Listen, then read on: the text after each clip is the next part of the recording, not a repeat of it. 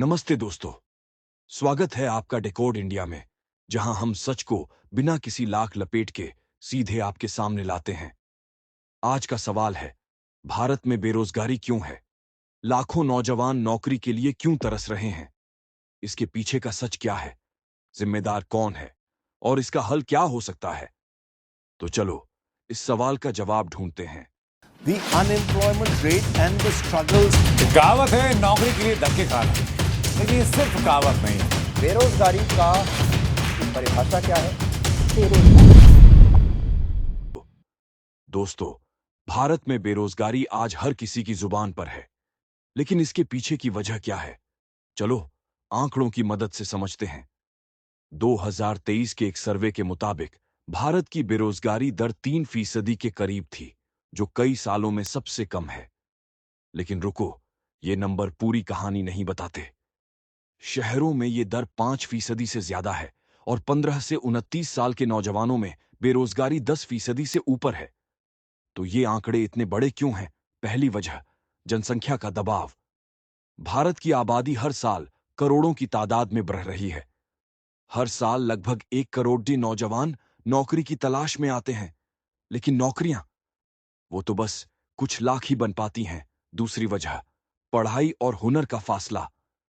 हमारा school college system किताबी ज्ञान तो देता है, लेकिन नौकरी के लिए जरूरी हुनर नहीं।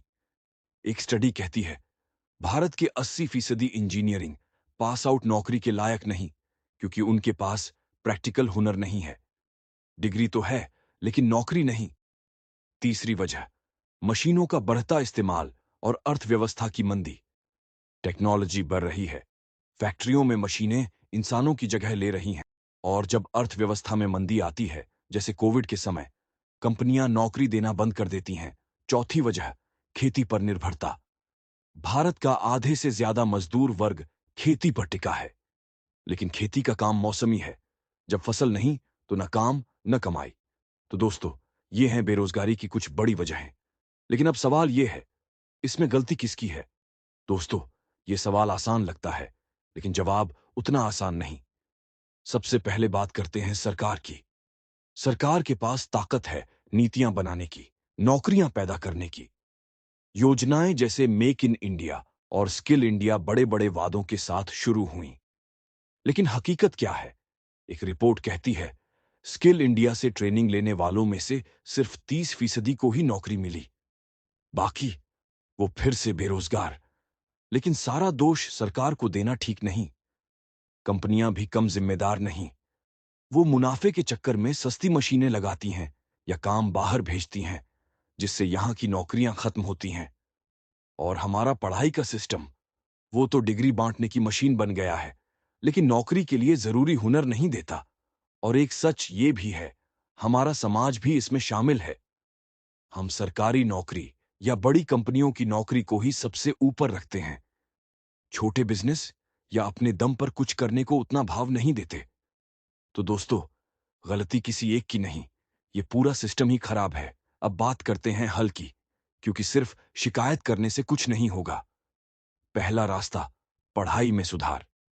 हमारे स्कूल कॉलेज को किताबों से आगे बढ़कर असल हुनर सिखाना होगा, जैसे कोडिंग, डेटा साइंस या सौर ऊर्जा। सरकार को ट्रेनिंग सेंटर बढ़ाने होंगे, ताकि हर पास आउट नौकरी के लिए तैयार हो। दूसरा, अपने बिजनेस को बढ़ावा। छोटे कारोबार और स्टार्टअप को सस्ता लोन और टैक्स में छूट मिलनी चाहिए। सोचो, अगर एक शख्स अपना काम शुरू करता है, तो वो कितनों को नौकरी दे सकता है। यही है आत्मनिर्भर भारत का मतलब। तीसरा, गांवों का तरक्की।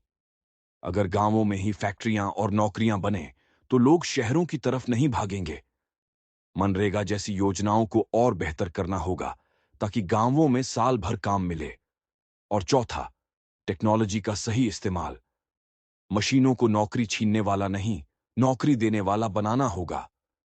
नई इंडस्ट्री जैसे इलेक्ट्रिक गाड़ियां, हेल्थ केयर और हरी भरी टेक्नोलॉजी में पैसा लगाना होगा। तो दोस्तों, इन रास्तों से बेरोजगारी पर काबू पाया जा सकता है। लेकिन अब बात उन नौजवानों की, जो दिन रात मेहनत कर रहे हैं अपने सपनों के लिए, यानी सरकारी नौकरी की तैयारी करने वाले। दोस्तों, अगर तुम सरकारी नौकरी की तैयारी कर रहे हो, तो ये हिस्सा तुम्हारे लिए है। मैं जानता हूं कि यूपीएसएससी, एसएससी या बैंक की परीक्षा की तैयारी कितनी मुश्किल है। सुबह से रात तक किताबों में डूबे रहना, तनाव और फिर भी नतीजे का डर। लेकिन सुनो, तुम अकेले नहीं हो।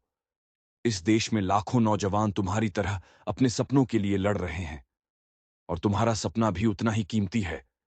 बेरोजगारी का दबाव है, लेकिन यह दबाव तुम्हें मजबूत बनाने के लिए है। हर नाकामी एक सबक है।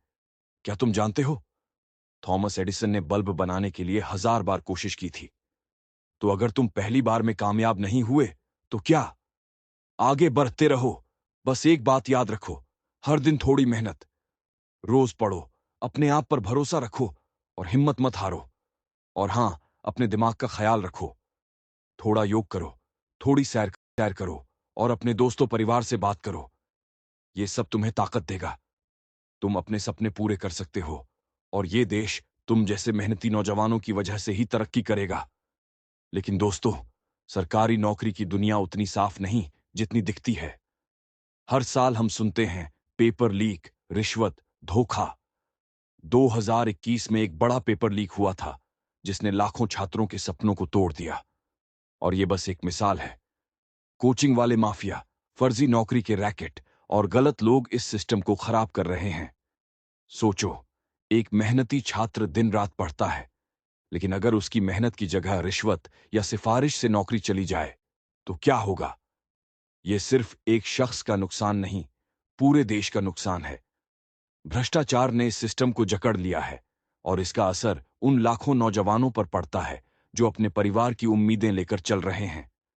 लेकिन क्या हमें चुप रहना चाहिए? बिल्कुल नहीं। अगर तुम तैयारी कर रहे हो, तो अपनी आवाज उठाओ। सोशल मीडिया पर, सड़कों पर या अपने आसपास गलत के खिलाफ लड़ना होगा, और ये लड़ाई तुम्हारी हिम्मत से ही जीती जाएगी। तो दोस्तों, आज हमने जाना कि भारत में बेरोजगारी क्यों है। ये एक ऐसी मुश्किल है जो हर किसी को छूती है, लेकिन हर मुश्किल के साथ एक सबक भी आता है। और आज का सबक है, तुम बदलाव की शुरुआत हो। चाहे अपने हुनर को बेहतर करना हो, नया काम शुरू करना हो या गलत सिस्टम के खिलाफ लड़ना हो, तुम्हारा हर कदम जरूरी है। भारत का भविष्य तुम्हारे हाथों में है। अगर हम सब मिलकर अपने सपनों के लिए लड़ें, तो बेरोजगारी का ये अंधेरा एक दिन जरूर खत्म होगा। अगर ये वीडियो आपको अच्छा लगा, तो लाइक करो, अपने दोस्तों के साथ शेयर करो और कमेंट में बताओ, तुम्हें बेरोजगारी से लड़ने का सबसे अच्छा तरीका क्या लगता है। डेकोड इंडिया के साथ जुड़े रहो, क्योंकि हम हर हफ्ते ऐसे ही जरूरी सवालों के जवाब लाते हैं। अगली वीडियो तक अपना ख्याल रखो और अपने सपनों को कभी मत छोड़ना। नमस्ते।